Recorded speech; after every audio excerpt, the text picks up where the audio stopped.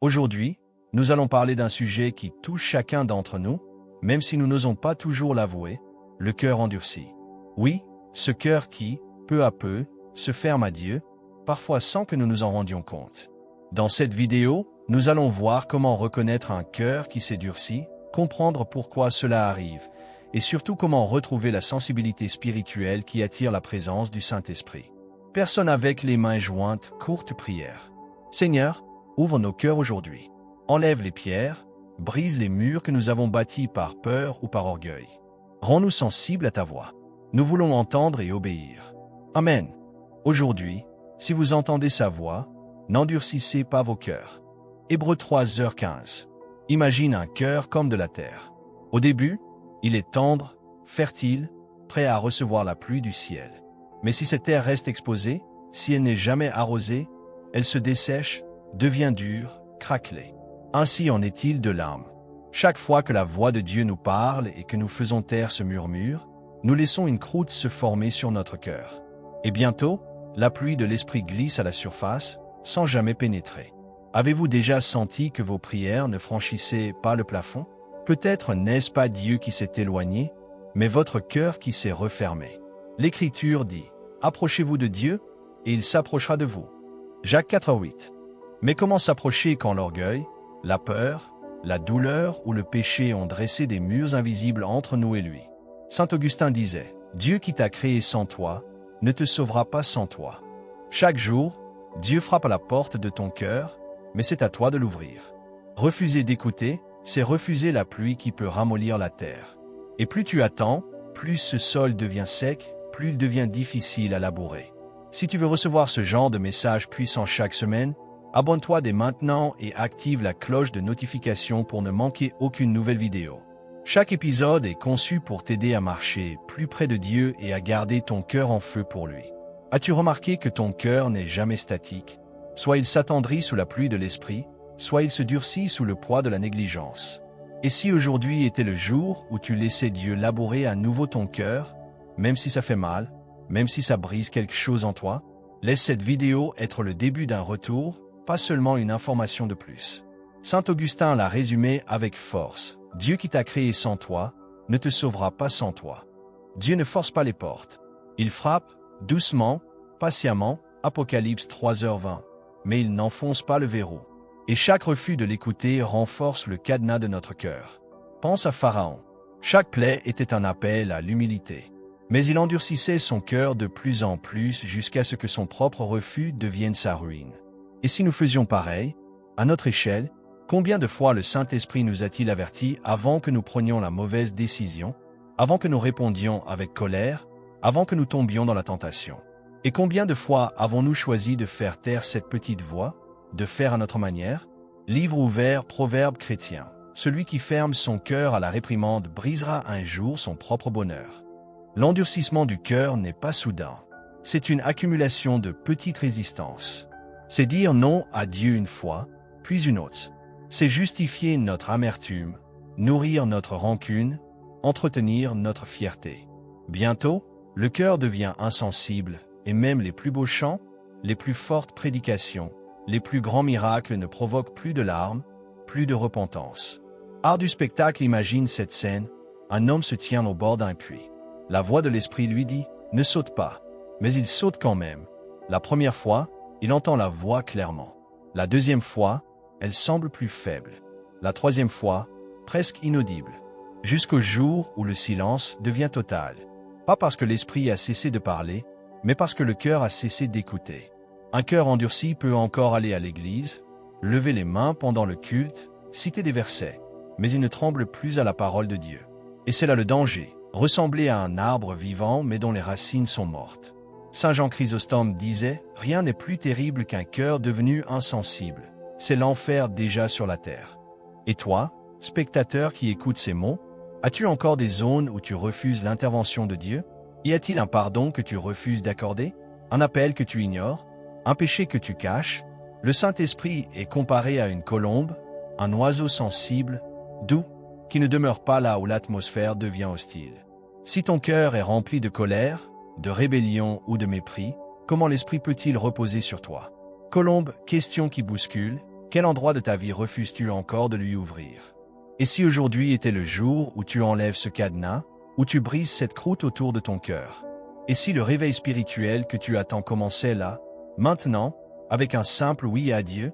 Ne vous conformez pas au siècle présent, mais soyez transformés par le renouvellement de l'intelligence. Romains 12h2. C'était un soir ordinaire dans une petite ville. Les rues étaient calmes, les lampadaires diffusaient leur lumière jaune. Et quelque part dans une maison, un jeune homme priait. Ses lèvres murmuraient des mots de repentance, mais son cœur battait vite, car il savait que dans quelques heures, ses amis l'attendraient. Il l'invitait à sortir, à s'amuser un peu, à faire ce qu'il faisait tous les week-ends. Il entendit une voix intérieure, pas auditive, mais claire, « Ce n'est pas ton chemin ». Mais presque aussitôt, une autre voix monta, plus douce, plus séduisante. « Ne sois pas si rigide, un seul soir ne peut pas te faire de mal. » Et là, il hésita. Ce moment d'hésitation, c'est là que se joue la compromission silencieuse. Ce n'est pas le péché éclatant, pas la chute brutale, mais le compromis subtil qui commence par un juste cette fois-ci. Le monde murmure, tout le monde le fait, et si tu n'y prends pas garde, tu commences à t'habituer à ce murmure. Il devient familier, presque normal. Mais le Saint-Esprit crie en toi, sors du milieu d'eux et sépare-toi. 2 Corinthiens 6h17. Martin Luther King l'a dit avec puissance, celui qui accepte le mal sans protester coopère avec lui. Chaque compromis, même petit, est une alliance secrète avec l'ennemi. Bougie imagine ceci, une pièce plongée dans le noir. Un homme entre avec une bougie allumée. La lumière chasse l'obscurité. Mais si cet homme met la bougie sous un seau, la lumière s'éteint et l'obscurité reprend ses droits. C'est ainsi qu'un compromis étouffe la lumière de ton témoignage. La compromission ne crie pas, elle chuchote. Elle se glisse dans les petites phrases de ton esprit. Ce n'est pas si grave. Dieu comprend. Tu peux toujours te repentir après. Signe avertissement, mais ce que nous oublions, c'est que chaque compromis affaiblit notre résistance comme une petite fissure dans un barrage. Un jour, la fissure cède et le torrent du péché emporte tout. Les héros de la foi ne sont pas devenus des hommes de Dieu par hasard. Daniel aurait pu manger à la table du roi et se dire « Ce n'est qu'un repas ». Mais il refusa de se souiller, Daniel 1h08. Joseph aurait pu céder à la femme de Potiphar et dire « Personne ne saura ». Mais il répondit « Personne ne saura ». Mais il répondit « Comment ferais-je un si grand mal et pécherais-je contre Dieu ?» Genèse 39, 9. La compromission silencieuse est un anesthésiant spirituel. Elle t'endort pendant que l'ennemi enchaîne ton âme. Et quand tu te réveilles, tu découvres que tu es devenu esclave de ce que tu tolères. Billy Graham disait « Ce que tu excuses aujourd'hui, tu l'embrasseras demain. » Épée croisée appelle à l'action. Aujourd'hui, choisis de ne plus t'habituer au péché qui t'entoure. Ne normalise pas ce que Dieu appelle mal. Si tu dois être seul pour rester pur, sois seul. Si tu dois être moqué pour marcher dans la sainteté, sois moqué. Les compromis d'hier n'ont pas à dicter ton obéissance de demain. La grâce de Dieu n'est pas une excuse pour continuer à tomber, mais la puissance pour te relever et marcher droit. Alors toi qui m'écoutes, qu'est-ce qui te tire vers le bas en ce moment? Est-ce une relation qui t'éloigne de Dieu? Un divertissement qui pollue ton esprit? Une habitude que tu as justifiée trop longtemps? Ce soir, entends de nouveau la voix qui te dit « Ce n'est pas ton chemin » et ose lui obéir. Veillez et priez, afin que vous ne tombiez pas en tentation. Matthieu 26, 41. La nuit est tombée sur le jardin de Gethsémane. L'air est lourd, presque suffocant. Les torchers dans le lointain annoncent l'arrivée des soldats, mais les disciples dorment. Jésus, le cœur brisé, revient vers eux. Vous n'avez donc pu veiller 1 heure avec moi. Cette scène se répète encore aujourd'hui. L'Église dort. Le monde brûle, et nous scrollons sur nos écrans. Les guerres spirituelles font rage, mais les guerriers de la prière sont absents. Le ciel attend les voix qui crient, les genoux qui plient, mais le silence est assourdissant. Quand la prière s'éteint, l'ennemi se réjouit. Billy Graham l'a dit avec force, le chrétien sans prière est comme un soldat sans armes.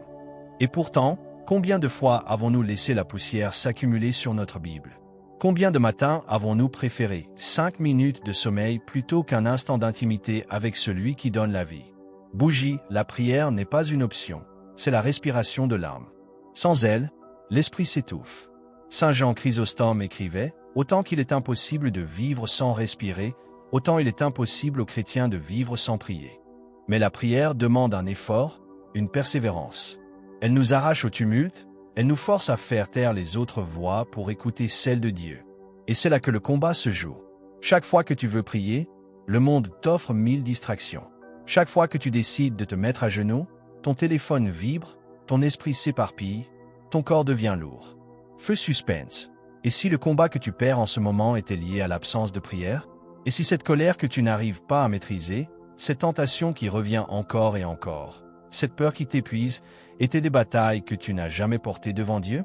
La prière est l'endroit où se gagne la guerre avant même qu'elle n'éclate. Avant que David ne terrasse Goliath en public, il avait appris à parler avec Dieu en secret. Avant que Jésus ne choisisse ses disciples, il passa toute une nuit en prière. Avant que l'Église ne soit remplie du Saint-Esprit à la Pentecôte, ils étaient ensemble, persévérant dans la prière, Actes 1h14. Sans prière, le chrétien devient une cible facile. L'ennemi sait qu'il n'a pas besoin de te faire renier Dieu ouvertement. Il suffit qu'il t'empêche de parler à ton Père. Un chrétien qui ne prie pas devient faible, irritable, vulnérable. Il perd le discernement. Il confond sa voix avec celle de Dieu. Bulle de pensée, ferme les yeux un instant. Imagine ta vie comme une maison. Quelle pièce est encore éclairée par la prière? Est-ce que la poussière a recouvert ton autel?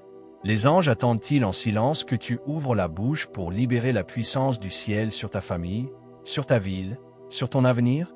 Un proverbe chrétien dit « L'homme qui se tient à genoux peut se tenir debout devant n'importe quoi ». Et toi, te tiens-tu encore à genoux? La prière n'est pas une liste de cours spirituels. C'est un lieu d'échange, de transformation. C'est l'endroit où l'homme charnel meurt et où l'homme spirituel prend force. C'est là que les larmes lavent l'âme, que les chaînes tombent, que les murs du doute s'écroulent. Chaque minute passée en prière est une semence d'éternité. Tu ne vois pas toujours la récolte immédiatement. Mais dans l'invisible, le ciel bouge, les anges agissent, les démons tremblent. Aujourd'hui, l'Esprit de Dieu t'appelle à revenir dans la chambre secrète, à rallumer le feu sur l'autel, à crier à nouveau vers ton Père, même si les mots te manquent. Car même un soupir sincère peut ouvrir les écluses du ciel. Veillez à ce que personne ne se prive de la grâce de Dieu, qu'aucune racine d'amertume, poussant des rejetons, ne cause du trouble. Hébreux 12h15. Il était tard dans la nuit. Elle s'était couchée, mais le sommeil ne venait pas. Dans l'obscurité de sa chambre, les souvenirs tournaient en boucle, les paroles blessantes, les trahisons, les regards qui l'avaient humiliée. Chaque scène se rejouait dans son esprit, comme un vieux film dont on ne trouve jamais le bouton stop. C'est ainsi que fonctionne l'amertume. Elle se glisse dans les fissures de l'âme et y plante une graine invisible. Au début, ce n'est qu'une petite graine, mais avec le temps, elle prend racine, grandit et finit par envahir tout le cœur. Saint Jean Chrysostome avertissait « Celui qui nourrit la rancune garde le diable comme invité ». C'est une phrase choquante, mais vraie, l'amertume est une porte ouverte. Tant qu'elle reste dans ton cœur, l'ennemi a un accès direct à tes pensées. Psychologiquement, l'amertume agit comme un poison lent. Elle nourrit la colère, entretient la méfiance, altère la façon dont tu vois les autres. Elle te fait revivre le passé comme si c'était le présent. Tu souris en public, mais à l'intérieur, tu serres les poings. Et spirituellement, c'est pire encore. L'amertume est comme un barrage dans ton âme. Elle empêche la grâce de circuler librement. Tu peux prier, tu peux chanter, mais il y a comme un poids, un plafond spirituel qui te bloque. Jésus a été clair. Si vous ne pardonnez pas aux hommes leurs offenses, votre Père ne vous pardonnera pas non plus vos offenses. Matthieu 6h15. Imagine un cœur comme un jardin. L'Esprit de Dieu veut y faire pousser la paix, la joie, la foi. Mais si les racines de l'amertume ne sont pas arrachées, elles étouffent tout. Elles pompent la sève, elles épuisent ton énergie et elles t'empêchent de porter du fruit. Livre ouvert, proverbe chrétien. L'amertume emprisonne celui qui la porte plus que celui qui l'a causée. Le problème avec l'amertume, c'est qu'elle semble juste. Après tout, tu as été blessé. On t'a fait du mal. Pardonner, c'est comme dire que ce qu'ils ont fait était acceptable. Mais le pardon n'excuse pas le mal, il libère le cœur. Pardonner, c'est laisser Dieu être le juge et refuser de rester enchaîné à celui qui t'a blessé. Bulle de pensée, ferme les yeux et imagine. Tu tiens une corde. De l'autre côté de la corde se tient la personne qui t'a fait du mal. Plus tu tires sur la corde, plus tu es lié à elle. Le pardon, ce n'est pas tirer plus fort. C'est lâcher la corde. Parfois, L'amertume ne se dirige pas contre une personne, mais contre soi-même, ou même contre Dieu. Tu t'en veux pour des erreurs passées. Tu lui en veux pour les prières qu'il n'a pas exaucées. Et sans le dire, tu lui fermes ton cœur. Signe avertissement, mais comprends ceci. Tant que l'amertume reste dans ton cœur, elle attire d'autres rejetons, la colère, le cynisme, la suspicion, la froideur. Tu crois te protéger, mais en réalité, tu construis une prison dont tu es le seul prisonnier. Dieu veut libérer ton cœur. Il veut arracher cette racine une fois pour toutes. Mais il attend ton oui. Il attend que tu oses dire « Seigneur, j'ai été blessé, mais je choisis de pardonner. » Cœur brisé, réflexion. Qui dois-tu pardonner pour que le Saint-Esprit circule librement dans ta vie? Et si la guérison que tu cherches depuis des années était suspendue à ce choix? Et si ton cœur retrouvait enfin la paix le jour où tu décides de laisser Dieu être le juge? Dieu résiste aux orgueilleux, mais il fait grâce aux humbles. Jacques 4,6. L'orgueil est l'un des plus vieux péchés de l'univers. Bien avant Adam et Ève, avant le jardin d'Éden, un ange magnifique, appelé Lucifer, s'est tenu dans la présence même de Dieu. Il portait la lumière, il reflétait la gloire de l'Éternel. Mais un jour, il a dit dans son cœur, « Je monterai au ciel, j'élèverai mon trône au-dessus des étoiles de Dieu. » Ésaïe 14h13. Ce jour-là, le ciel a tremblé, et le premier orgueilleux a été précipité. C'est le même piège que l'ennemi tend encore aujourd'hui. Rien n'attriste autant le Saint-Esprit que de voler la gloire qui revient à Dieu. L'orgueil spirituel est plus subtil que l'orgueil du monde. Il ne se vante pas toujours à voix haute. Parfois, il se cache derrière un masque de piété. Il se glisse dans nos pensées. Regarde comme je suis consacré. Je prie plus que les autres. Mon ministère est plus important. Signe avertissement, avertissement. Plus tu montes dans les choses spirituelles, plus le diable tentera de te faire tomber par l'orgueil. Les plus grands hommes de Dieu ont tous été confrontés à ce danger. Livre ouvert, regarde l'histoire de Saul. Au début, il se voyait petit à ses yeux, 1 Samuel 15h17. Dieu l'avait choisi, l'avait oint. Mais plus il gagnait en influence, plus il se détourna de l'obéissance. Il finit par élever un monument en son honneur, 1 Samuel 15h12. Ce jour-là, le prophète Samuel lui dit, « L'Éternel t'a rejeté. » Regarde Nebuchadnezzar. Il se tenait sur le toit de son palais et dit, « N'est-ce pas ici, Babylone la grande, que j'ai bâtie par ma puissance et pour la gloire de ma magnificence ?» Daniel 4h30. Avant même qu'il ait fini de parler, une voix du ciel le dépouilla de son royaume, et il passa des mois à vivre comme une bête. Même dans l'histoire de l'Église, ce piège a été fatal pour plusieurs. Des prédicateurs puissants, des prophètes admirés, ont perdu leur onction parce qu'ils ont commencé à se croire indispensables, à s'attribuer les miracles, à mépriser les autres. Saint Augustin écrivait, « C'est l'orgueil qui a changé les anges en démons, et c'est l'humilité qui fait des hommes des anges. » L'orgueil spirituel n'est pas toujours spectaculaire. Il peut se cacher dans un simple refus de demander pardon, dans le besoin d'avoir le dernier mot, dans l'impossibilité d'accepter la correction. Catherine Booth, cofondatrice de l'Armée du Salut, disait « Il n'y a pas de plus grand danger pour le chrétien que de devenir fier de sa propre sainteté. » Qu'au but, pose-toi cette question. Recherches-tu encore la gloire de Dieu, ou commences-tu à rechercher la tienne? Quand tu sers, est-ce pour que le nom de Jésus soit élevé, ou le tien? Dieu n'utilise pas les hommes parce qu'ils sont grands. Il les élève parce qu'ils savent rester petits. Moïse a été l'homme le plus humble de la terre, et c'est pourquoi Dieu l'a parlé face à face. Jésus lui-même s'est abaissé jusqu'à laver les pieds de ses disciples. Signe avertissement, si tu sens l'orgueil se glisser dans ton cœur, arrête-toi. Dépose ta couronne aux pieds de Jésus. Souviens-toi que tout don vient d'en haut. Tout succès, toute onction, toute révélation, ce n'est pas toi qui les as produits. C'est la grâce de Dieu qui t'a choisi comme canal. L'orgueil spirituel n'est pas une petite erreur, c'est une brèche qui attire la résistance de Dieu lui-même. Et qui peut prospérer si Dieu te résiste? Ta parole est une lampe à mes pieds et une lumière sur mon sentier. Psaume 119, 105. Assieds-toi un instant. Éteins le bruit autour de toi. Imagine que tu es un jeune apprenti, assis au pied d'un maître. Il ouvre un vieux livre, ses pages usées par les années. Il te regarde dans les yeux et dit, « Ce livre est vivant. Il contient tout ce dont ton âme a besoin. » La parole de Dieu n'est pas un livre ordinaire. Elle respire, elle parle, elle agit, elle tranche comme une épée, elle réconforte comme un baume, elle éclaire comme un phare dans la nuit. Mais quand tu arrêtes de t'en nourrir, ton âme s'affaiblit. Elle devient vulnérable aux mensonges du monde, elle perd ses repères, elle se fatigue vite. Imagine un soldat qui part à la guerre sans son bouclier. Imagine un voyageur qui marche dans la nuit sans lampe. C'est ce qui arrive quand nous négligeons la parole. Nos décisions deviennent hasardeuses, notre discernement s'émousse, et nos émotions deviennent notre seule boussole. Saint Jérôme disait, « Ignorer les Écritures, c'est ignorer le Christ. » Si tu veux entendre la voix de Dieu, commence par lire ce qu'il a déjà dit. La Bible n'est pas muette, elle est une lettre d'amour envoyée à chaque génération. Regarde Jésus dans le désert. Satan est venu le tenter, avec ruse, avec subtilité. Et Jésus a répondu à chaque attaque par « Il est écrit ». Matthieu 4,4. Si le Fils de Dieu a vaincu le diable avec la parole, comment penses-tu pouvoir le vaincre sans elle? Livre ouvert défi. Choisis aujourd'hui un verset à méditer chaque matin. Écris-le sur un papier, garde-le dans ta poche, répète-le dans ta prière. Laisse-le descendre de ta tête à ton cœur. La parole a un effet mystérieux. Elle renouvelle l'intelligence, Romains 12h2. Elle ne change pas seulement ce que tu sais, elle change ce que tu désires.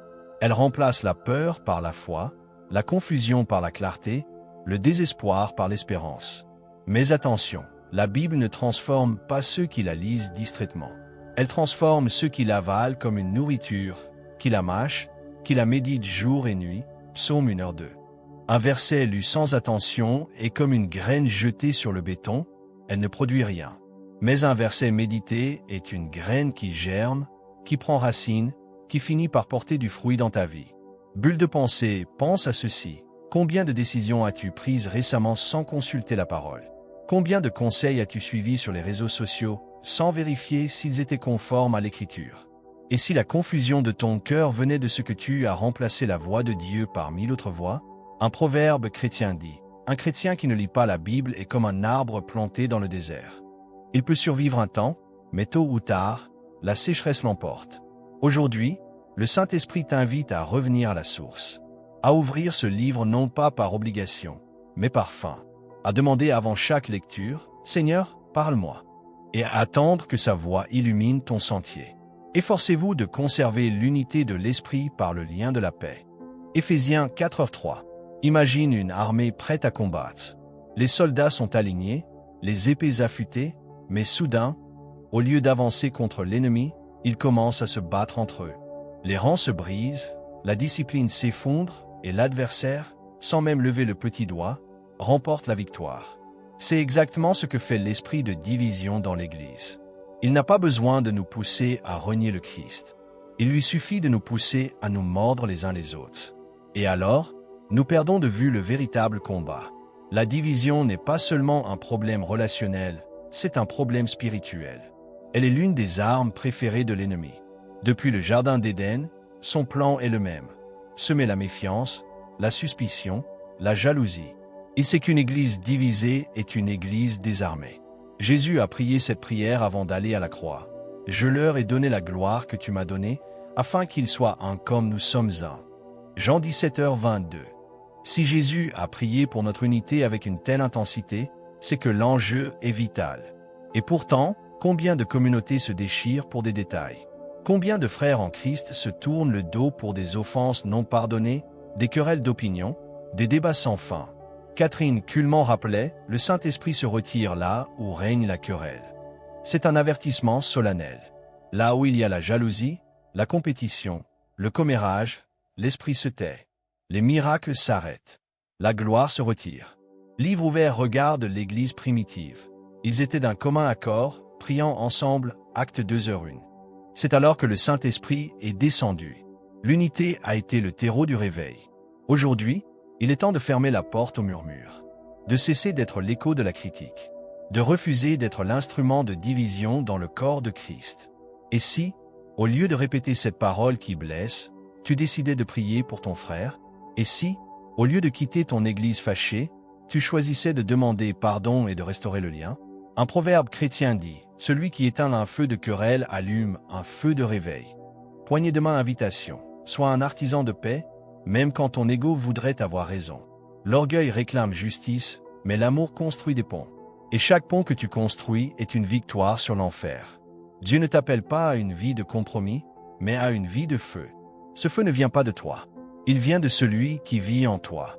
Celui qui est envoué plus grand que celui qui est dans le monde. 1 Jean 4,4. Et si aujourd'hui tu laissais ce feu consumer les restes d'orgueil, d'amertume, de compromis dans ta vie, et si tu demandais à l'Esprit de Dieu de raviver en toi la passion de la prière, la soif de sa parole, l'amour de son Église, personne avec les mains jointes prie avec moi. Seigneur, purifie mon cœur, brise mon orgueil, et remplis-moi à nouveau de ton esprit. Donne-moi de haïr ce qui t'attriste, de fuir ce qui éteint ton feu. Fais de moi un instrument de paix, un témoin fidèle, un disciple obéissant, et que ma vie entière te glorifie jusqu'à mon dernier souffle. Feu, si cette vidéo t'a parlé, abonne-toi dès maintenant et like cette vidéo pour soutenir ce message. Partage dans les commentaires ce que tu as retenu aujourd'hui. Et si tu ne sais pas quoi écrire, écris simplement Dieu est grand pour manifester ta foi en public. Caméra et ne pars pas encore. Clique sur la vidéo qui vient de s'afficher à l'écran. Elle va t'aider à aller encore plus loin dans ta marche avec Dieu.